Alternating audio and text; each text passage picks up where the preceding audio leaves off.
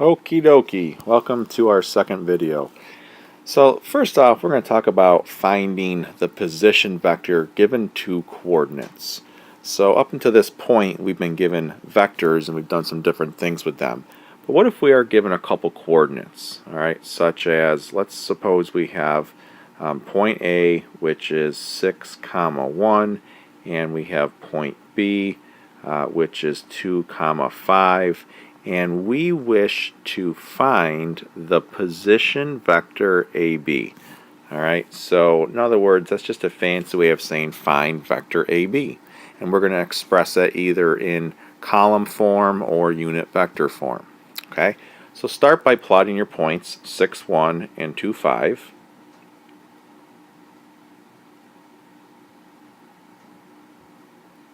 Make sure you label them A and B.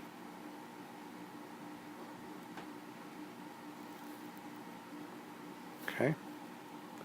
So what we are looking to find here is the vector that starts at A and ends at B. Okay. So let's draw in this vector. Okay. So we are looking to find vector AB. So we know to do this geometrically we can just count the blocks. Okay, we can count the blocks. So the x component here, if we count the blocks heading to the left, we have -4, and then the y component would be +4. Okay, so we know how to do it geometrically. But the point of this video here in the beginning is to think about a way to do this without actually graphing it. Because eventually we're going to be getting into 3D vectors and 3D points, and it's going to be very difficult to visualize this stuff on a graph. So instead we need a formula, we need an algebraic way of thinking about this. Okay? So ask yourself, how can I get this -4, +4 answer using only my points up above here? Okay? Well, notice if I look at the x components, if I were to do my 2 minus 6, I'll get my -4. And if I look at the y values, if I were to do 5 take away 1, I get my 4. So what this suggests is if we were to subtract the end point minus the start point, so the start point from the end point, we'd have our components. So the idea is we call this TP minus IP. TP for terminal point. Alright, that's your end, minus your initial point. Now this is not a formula given to you, so the idea is it is your end numbers minus your starting numbers. Okay? So to find vector AB, alright, what we did was we took B's numbers and we subtracted A's numbers. Okay? So it's the end minus the beginning. Okay? So let's move on here. We're now going to look at adding two vectors. So if I'm going to add two vectors, suppose I wish to add vector u, which is 4, 1, alright, and vector v, which is -2, 3. Okay, we wish to do u plus v. So let's start by drawing this in standard position where we take our vector u, we started at the origin, we're going to go over 4 up 1. So let's draw this and label it u. So think of this as we've traveled down the path of u. Okay, we've started here at the origin, we've traveled down the path of u according to the components 4, 1.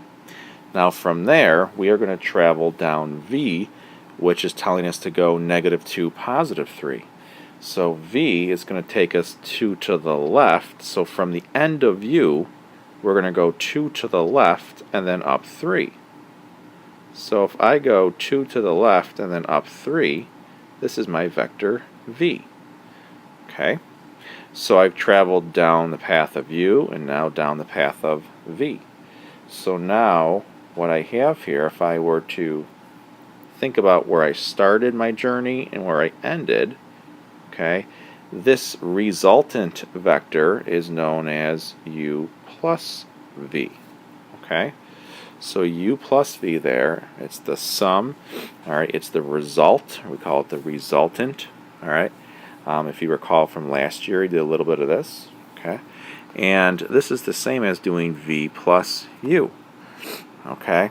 So in other words, if we were to make a parallelogram out of this, okay, if I were to first, if I start at the origin, if I were to travel down v's path, which is -2, 3, all right, that'd put me right there, okay, and then if I were to travel down u's path, which we know is 4, 1, so here is my u, and then this was my v.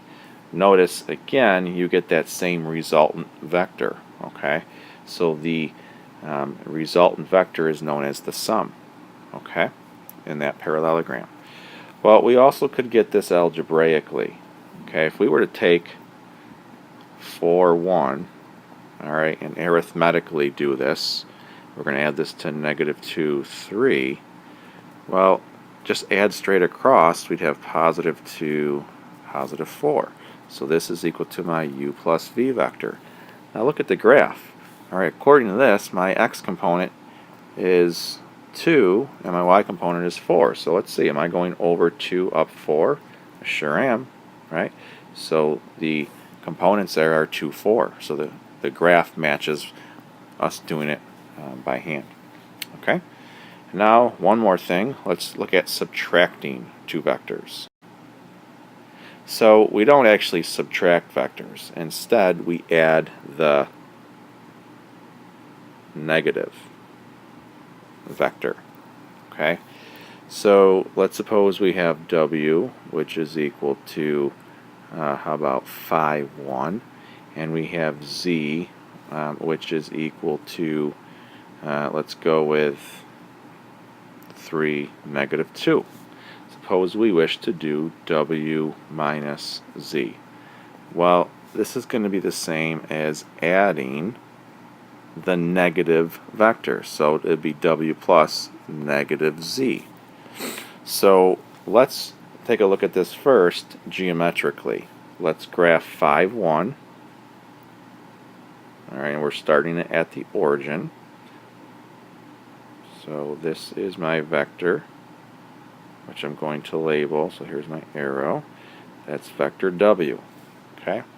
Now let's draw z. Okay. Z from this point would be 3, -2. So I would go over 3 and then down 2. Okay, so from this point, my z vector, label that z, would take me to the right 3 down 2. Well, I don't want to add z, I want to add -z. Well, recall that if we negate a vector, we are just going to go in the opposite direction. So the negation of z, well, if z is 3, -2, if I negate each of those, I'm going to have -3, +2. So let's draw -3, +2 from the end of w, because remember we're taking w, we want to add on -z. So at the end of w I want to add on -z. Negative z is -3, 2. So from this point here at the end of w, I'm going to go to the left 3 and then up 2. Okay, so this red vector that I'm drawing is my -z. Okay. So now from there I can draw in my sum. Think of it as I started my trip here, I traveled down w, and then I traveled down -z. Alright, I ended up right there. So this is my w minus z. Okay, so in black there I did my w minus z. Now according to this graph, it looks like my components are over 2 up 3. Well, let's confirm this arithmetically. we were to do W minus C, we would have 5, 1 minus, well, Z was 3 minus 2. If I just add straight across, I'm going to have 2, 3. And notice that checks, that confirms what I have on my graph here if I were to go over 2 up 3.